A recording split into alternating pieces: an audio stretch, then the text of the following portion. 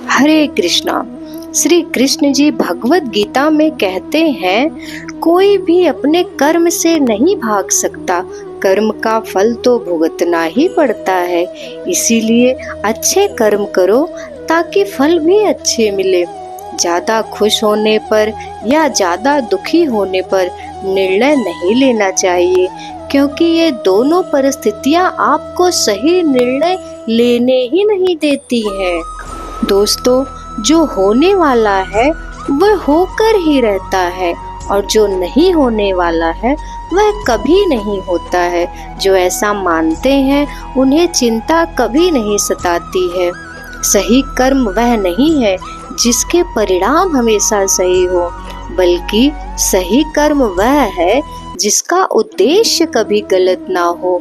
श्री कृष्ण जी कहते हैं, धरती पर जिस तरह मौसम में बदलाव आता है, उसी तरह जीवन में भी सुख दुख आता जाता रहता है।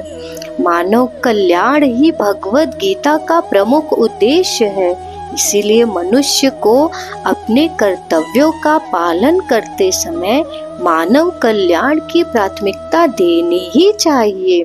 श्री कृष्ण जी कहते हैं, जो व्यवहार आपको दूसरों से अपने लिए पसंद ना हो, ऐसा व्यवहार दूसरों के साथ भी ना करें।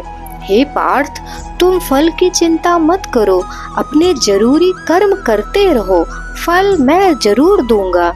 तुम्हारे साथ जो हुआ वह अच्छा हुआ, जो हो रहा है वह भी अच्छा है, और जो होगा वो भी अच्छा होगा। जीवन का आनंद ना तो भूतकाल में है और ना भविष्य काल में है, बल्कि जीवन तो बस वर्तमान को जीने में है। दोस्तों, मन की शांति से बढ़कर इस संसार में कोई भी संपत्ति नहीं है। जो व्यक्ति मन को नियंत्रित नहीं करते, उनके लिए मन शत्रु के समान कार्य करता है।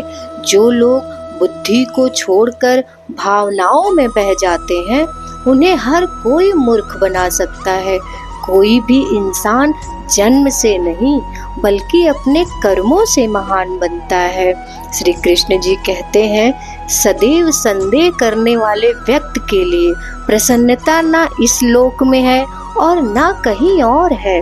जब इंसान अपने काम में आनंद खोज लेता है, तब वे पूर्णता को प्राप्त कर लेता है।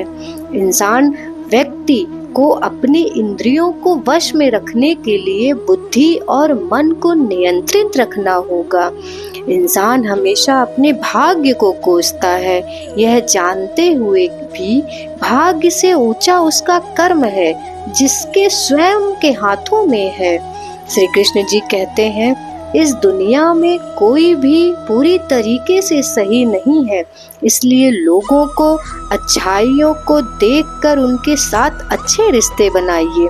जब हमारा मन कमजोर होता है, तब परिस्थितियां समस्या बन जाती हैं, और जब हमारा मन कठोर होता है, तब परिस्थितियां चुनौती बन जाती हैं।